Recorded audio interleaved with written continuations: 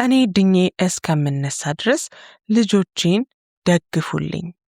ይህ የተወዳጁ ኮሜዲያን በረከት ወይም ፍልፍሉ ጥሪ ነው። እንግዲህ በቅርቡ ሁላችንም እንደሰማነው ይህ ተወዳጅ ሳቂታ ጨዋታ አዋቂ አብራችሁት ካላችሁ አፋችሁን የማያስከድን እንዲሁም በተለያዩ ስራዎቹ ደግሞ የኢትዮጵያን ሕዝብ ከልቡ ማሳቅ የቻለ ድንቅ ባለሙያ ነው። ነገር ግን ይህ ተወዳጅ ባለሙያ በስትሮክ ተመቶ አልጋ ላይ መዋሉን ሰምተናል። ይህንንም ተከትሎ እንግዲህ የተለያዩ ታዋቂ ሰዎች፣ የሕክምና ባለሙያዎች እንዲሁም ደግሞ የነፍስ አባቶች ርብርብ እያደረጉለት ይገኛል። እንደሰማነው እንግዲህ ፍልፍሉ አካላቶቹ መንቀሳቀስ ባይችሉም ወይም አካላቶቹን ማዘዝ ባይችልም ነገር ግን መናገር ይችላል። አንደበቱ አልተያዘበትም። እንደዛ ሆኖ እንግዲህ አሁን ባለበት ሁኔታ ላይ እየሳቀ እየተጫወተ በቀልድ እያዋዛ ነው ሊጠይቁት የመጡትን ሰዎች እያሳቀ የሚሸኘው።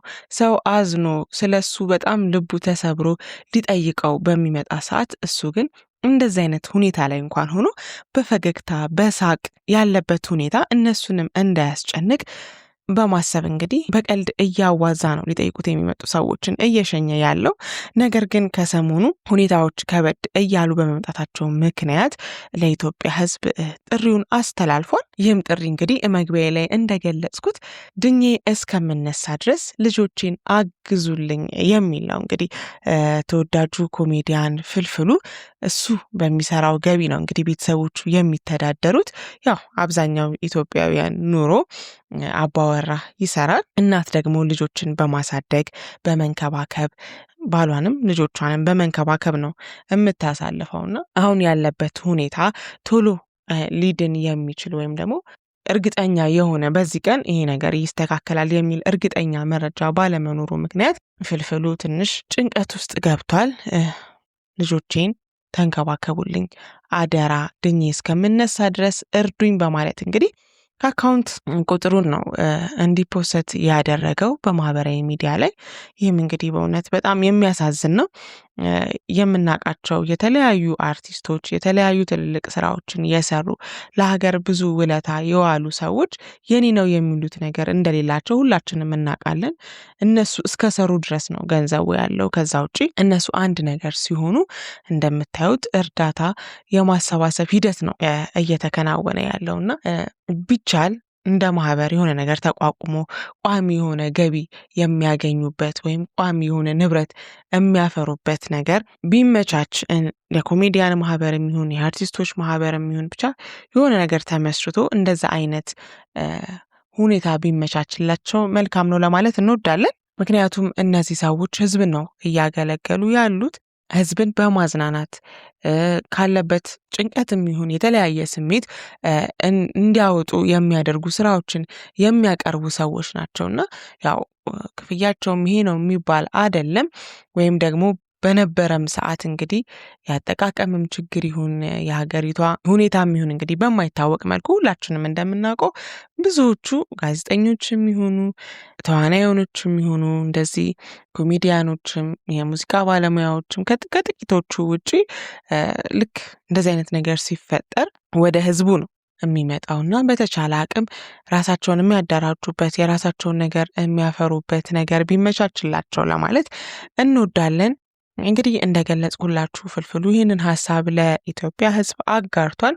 ሀገር ውስጥም እንግዲህ ከውጭም ያሉ ኢትዮጵያውያኖች እየተረባረቡለት እንደሚገኝ ነው መረጃዎቹ የደረሱን። እንዲሁም ደግሞ ከሰሞኑ በማህበራዊ ሚዲያ ላይ እየተለቀቀ ያለው እምነቱ ላይ ምን ያህል ጠንካራ እንደሆነ የሚያሳዩ ቪዲዮዎች ናቸው። ጸበል ሲደረግለት፣ የተለያዩ አባቶች ጸበል ሲያደርጉለት፣ ቅባ ቅዱስ ሲያደርጉለት የሚያሳዩ ቪዲዮዎች እየተለቀቁ ነው።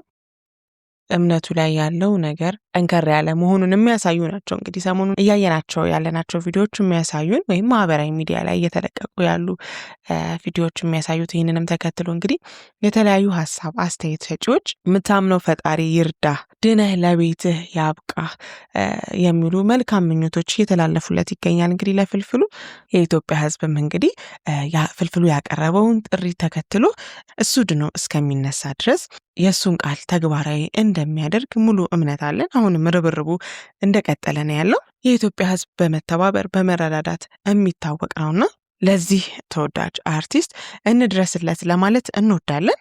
እንግዲህ ስትሮክ ከቅርብ ጊዜ ወዲህ ዝምተኛ ገዳዮች ከሚባሉ በሽታዎች መካከል አንዱ ነው። ስትሮክ፣ የጉበት ስብ እንዲሁም ደግሞ ኩላሊት የመሳሰሉት በሽታዎች እንግዲህ ከቅርብ ጊዜ ወዲህ ምንም አይነት ምልክት ሳያሳዩ ወይም ደግሞ ምልክቱን እኛ መረዳት ባለመቻላችን ምክንያት በተለይ ስትሮክ የተለያዩ ምልክቶች እንዳሉ የተለያዩ ባለሙያዎች በማህበራዊ ሚዲያ ላይ እያጋሩ ይገኛሉ።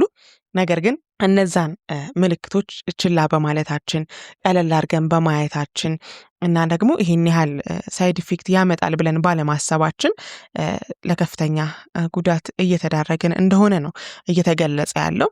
ለምሳሌ ፍልፍሉ ራስ ምታት ነበረው፣ የሰውነት መደንዘዝ ነበረው። ነገር ግን ወዲያው ሆስፒታል ባለመሄዱ ምክንያት ነው በነገራችን ላይ አሁን ያለበት ደረጃ ሊደርስ የቻለው እንጂ ሰዓታት ወይም ከቀናት በፊት ደርሶ ቢሆን ኖሮ እዚህ ደረጃ ሳይደርስ መቆጣጠር እንደሚቻል ነው የሕክምና ባለሙያዎች ሲገልጹ የነበረው።